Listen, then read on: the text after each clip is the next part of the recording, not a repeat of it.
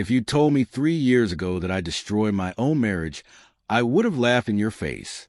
Back then, I was married to a man most women could only dream of. Jake was a firefighter, strong, steady, and selfless. He saved people for a living.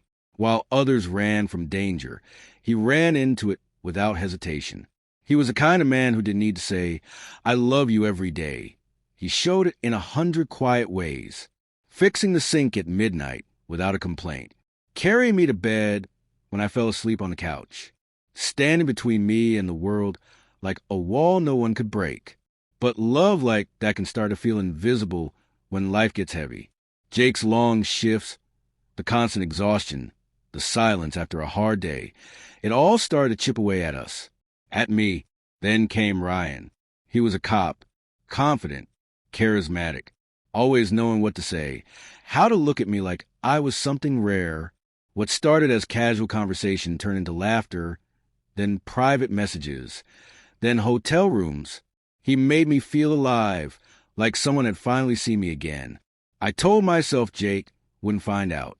I told myself it wasn't serious. I told myself a lot of lies.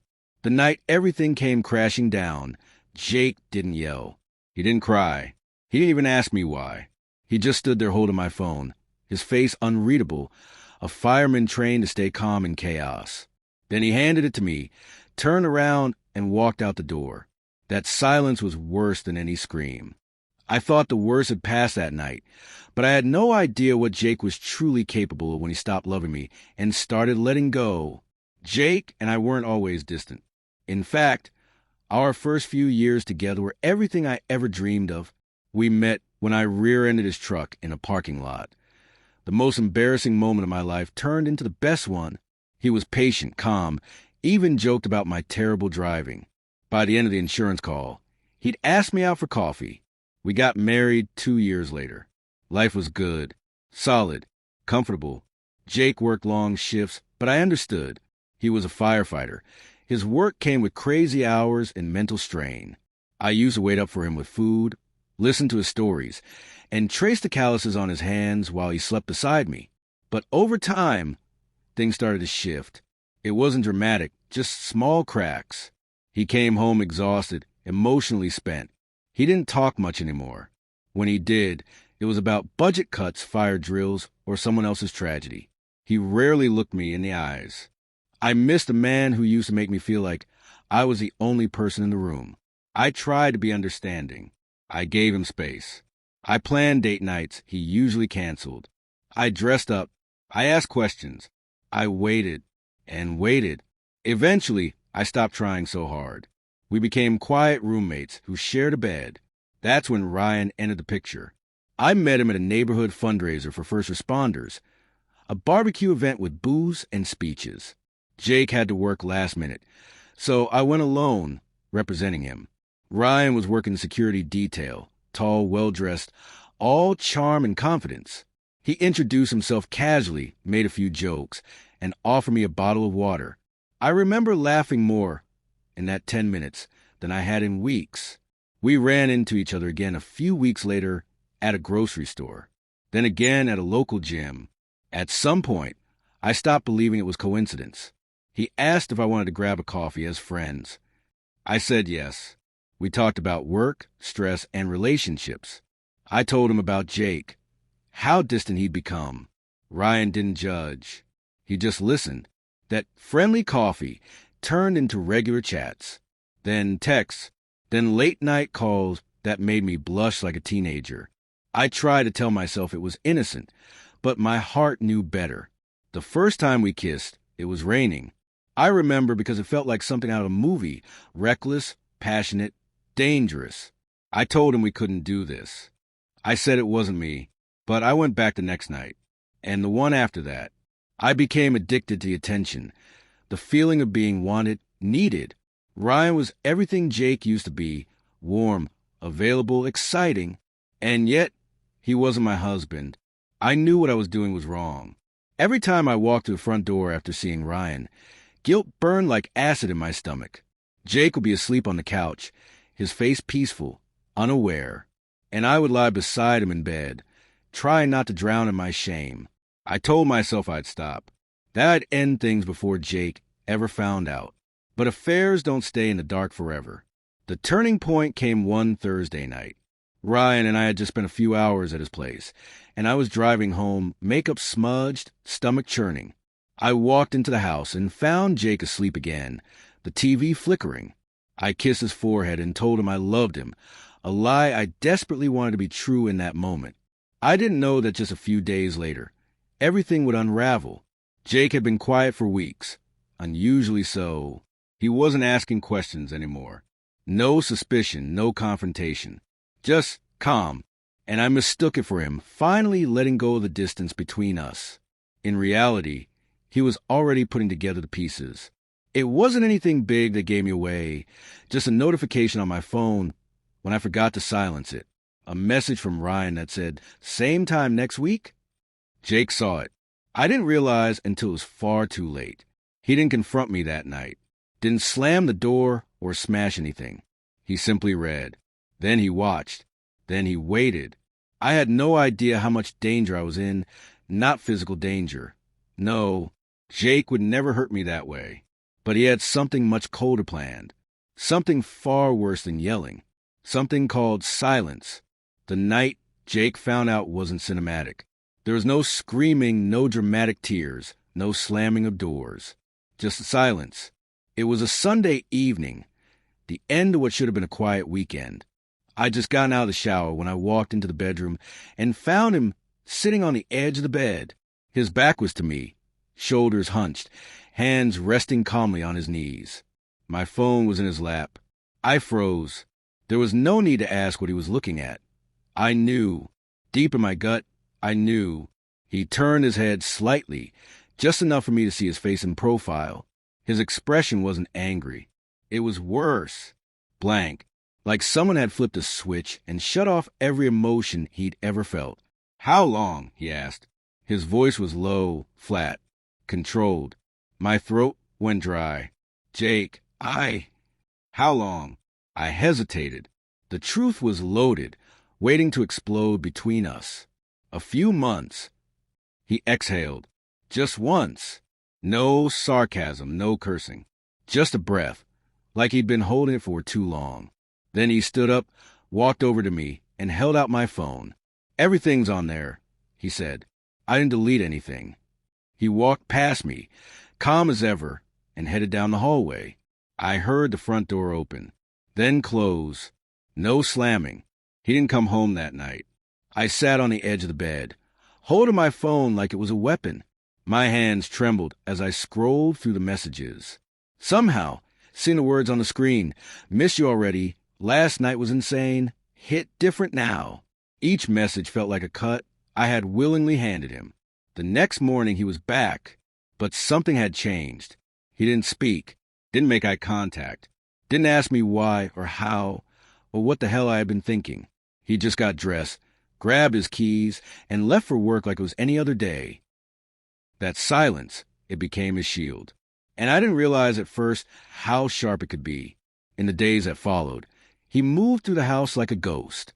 He cooked his own food, did his own laundry, slept on the couch. When I tried to talk, he'd look at me for a moment, a long, heavy look, and then say nothing. I started to crave a reaction, anger, a fight, even hate. Anything would have been better than the void he left me in. "Jake, please," I whispered one night, kneeling by the couch. "Say something. Yell at me. Tell me what you're thinking." He stared at the ceiling. "I'm not going to waste my breath." That was the first and last full sentence he said to me for a week. I began to realize something terrifying. He wasn't trying to punish me with silence. He was simply done. The silence wasn't anger. It was absence.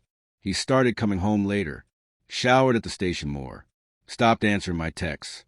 I caught him staring at the divorce papers late one night, sitting in his truck parked in the driveway. He hadn't filed them yet, but they were there, waiting. I felt like I was living with a stranger. But the cruelest part? He was still kind. He'd still bring in the groceries, still check the smoke alarms, still change the light bulbs before I could ask. It was like he was fulfilling the final duties of a life he was quietly walking away from. I deserved every second of it. But I wasn't ready for what would come next, for how he would start to unravel my world piece by piece with the same quiet precision he used in a fire. Jake didn't explode. He extinguished me. And the worst part was no one saw it coming. Not even me. If you've never been punished with silence, you don't understand what true regret feels like. It's not the kind of silence that comes with avoidance or distance. It's the kind that wraps around you, squeezes your chest, and reminds you with every breath that you're no longer welcome in the place you once called home. That's what Jake gave me. After the night he discovered my affair, the man I'd married disappeared. His body was still in the house. Same strong hands, same broad shoulders, same calm demeanor, but the heart I once knew was gone. At first, I thought he was in shock, that maybe in time he'd confront me, cry, shout, demand answers, anything. But Jake didn't explode. He withdrew. He began to move like someone finishing a job they no longer cared about. Calm, collected, efficient. Every morning, he got up before me. I'd hear the shower, the soft sound of his boots on the floor, the front door shutting. He didn't leave a note, didn't say goodbye. He didn't say anything. Some nights, he didn't come home at all. Others, he'd arrive late, cook something for himself, eat alone in silence, and then sleep on the couch without a word. I tried talking to him, gently at first, then desperately. I cried in front of him. I begged. I even got angry once, yelling, "You don't get to just ignore this like I'm not standing right here." He looked at me, eyes cold and tired. "No," he said, "you don't get to be the one who wants to talk now." Then he walked out onto the porch and sat there for an hour, staring into the dark. After that, I stopped trying to talk. I started to feel like a ghost in my own home. He moved around me like I was invisible, like he was slowly deleting me from his life, moment by moment. The man who used to touch the small of my back as he passed by now wouldn't even brush shoulders. He kept everything neat and personal. He made the bed, did the dishes, folded his laundry, his half, always just his. And it wasn't just the silence. It was the indifference. Indifference hurts more than hatred. Hatred still has heat, energy, feeling. Jake gave me nothing, and that nothing destroyed me. I caught him smiling once, at something on his phone, a text maybe, or a meme. I stood in the doorway and watched, realizing I hadn't seen that smile in months. Not around me, not because of me. That's when the fear really set in. Not just fear of divorce or public shame or the fallout of my choices, but the fear that I had made myself forgettable. Jake wasn't threatening revenge. He wasn't blowing up my phone. He wasn't crying in the shower or drinking himself to sleep. He was healing quietly without me. He was starting to rise again, and I could feel myself fading in his shadow. I didn't know who he was talking to. I didn't know where he was spending his nights. I didn't dare ask.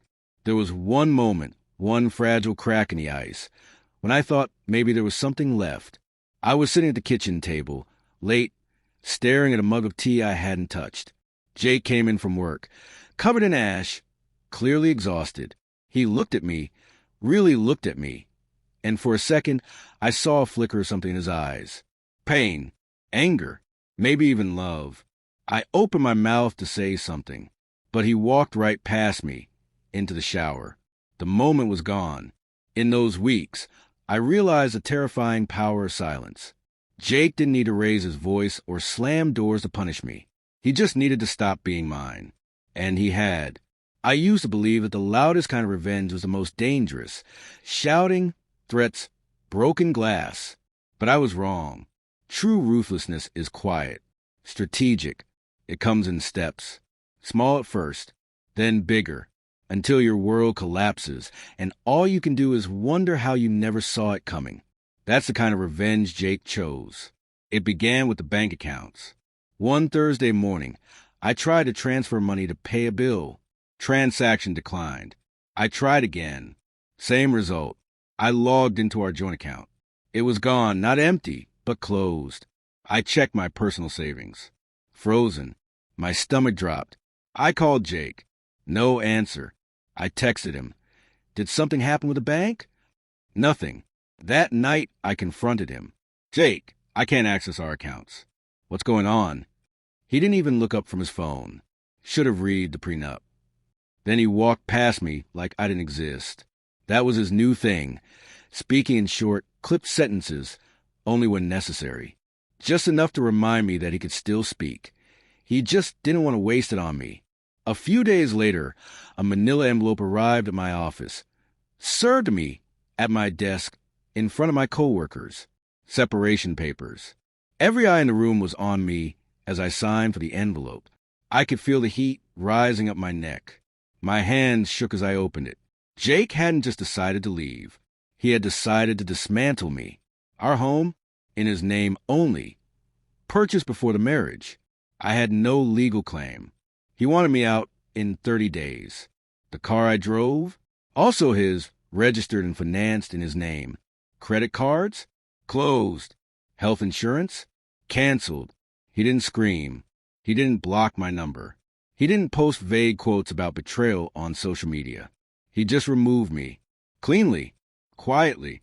Like I was a stain he decided to scrub out of his life. I tried to stay composed.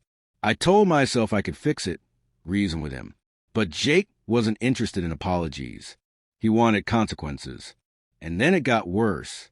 One afternoon, I opened Instagram. Someone had tagged me in a story. I tapped it, confused. It was a screenshot of my text with Ryan. Not just one, several. Cropped perfectly. Shared publicly. The caption read, "Some people don't deserve a second chance." I froze. My DMs exploded.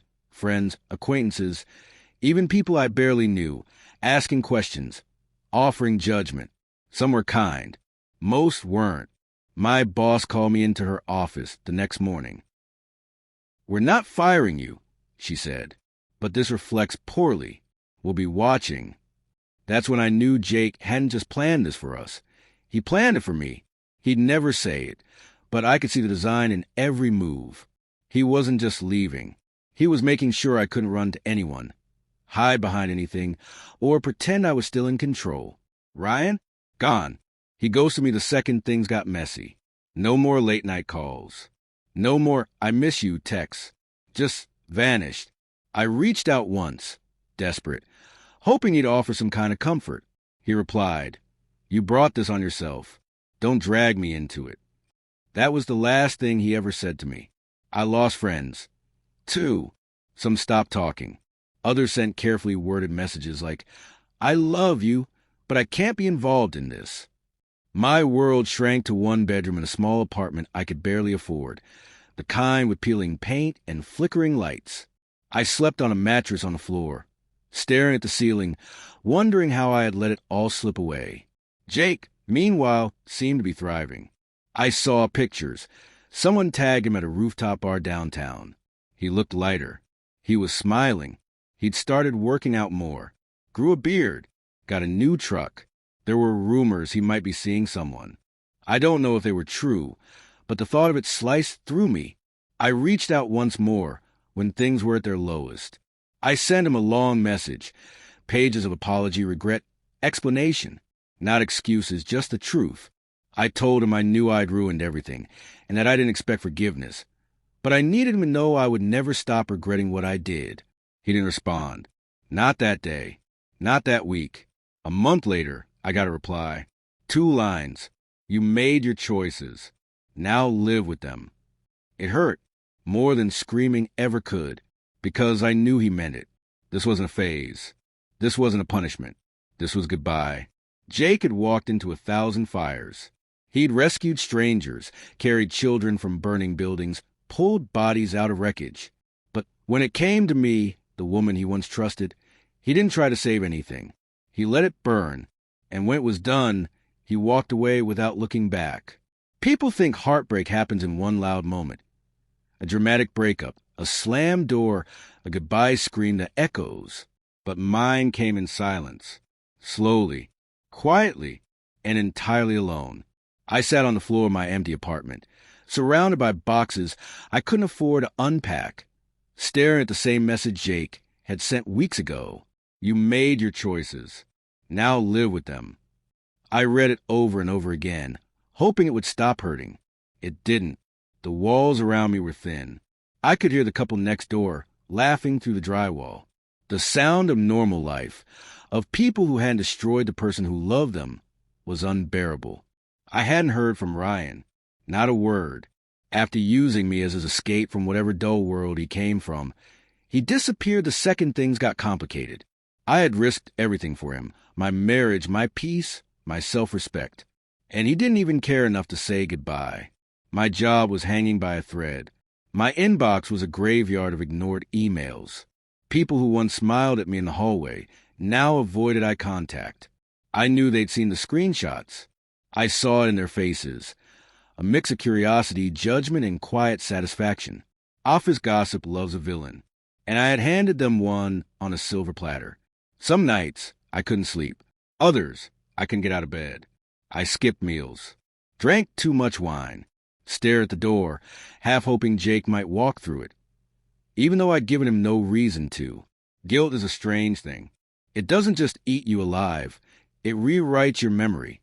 Suddenly, every small kindness Jake ever showed me came flooding back. How he always kept a spare jacket for me in his truck, just in case. How he kissed my forehead every morning, even when I was asleep. How he used to text me, home safe, after every shift, like I was the one he worried about. And I traded that for a few stolen nights with a man who didn't even check to see if I landed on my feet. The pain wasn't just that Jake left me. It was knowing he was right to. I had ruined something beautiful, something real, and I couldn't take it back. I couldn't fix it. I couldn't even beg anymore because he had made it clear he wasn't punishing me. He had just moved on, and now I was left with nothing but the echo of what I'd thrown away. It's been a year since the night Jake found my phone, a year since he handed it back without a word, a year since the silence began and never ended. I still see him sometimes, once at the grocery store, once at a mutual friend's birthday, and once most painfully walking out a cafe with a woman I didn't recognize. She was laughing at something he said. He looked relaxed, lighter, happy. Maybe he didn't see me. Or, if he did, he didn't show it. And I didn't say anything. I've learned that not all apologies get accepted, and not all mistakes get forgiven. Some things you just live with. You carry them quietly, like a weight that never leaves your shoulders, only shifts from one side to the other. I still work the same job. I kept my head down, pushed through the whispers, endured the looks. Eventually, people stopped talking. Or maybe I just stopped noticing. Either way, I survived it. Barely. There are no more texts from Ryan. No more late-night fantasies about being seen or chosen. I don't dream about passion anymore. I dream about peace, stability, the sound of someone coming home, not slipping away. I never told Jake everything. I never told him about the moment I realized I didn't love Ryan. Not really. That he was just a mirror reflecting back my insecurities. That all I ever wanted was for Jake to fight for me. And that when he didn't, I finally understood why. I had already lost him before the affair. I just gave him the final reason to walk away. I think the hardest part about hurting someone who truly loved you is knowing they didn't deserve it. And still, you did it anyway. That's what keeps me up at night. Not the loss, not the fallout, but the shame. I don't know if Jake will ever speak to me again. Maybe someday I'll bump into him and we'll exchange a polite smile. Maybe he'll nod. Maybe not. But I know this. He didn't scream at me. He didn't hit me, threaten me, or humiliate me. He simply made a decision. He chose himself. And I think, in the end, that's the greatest revenge there is.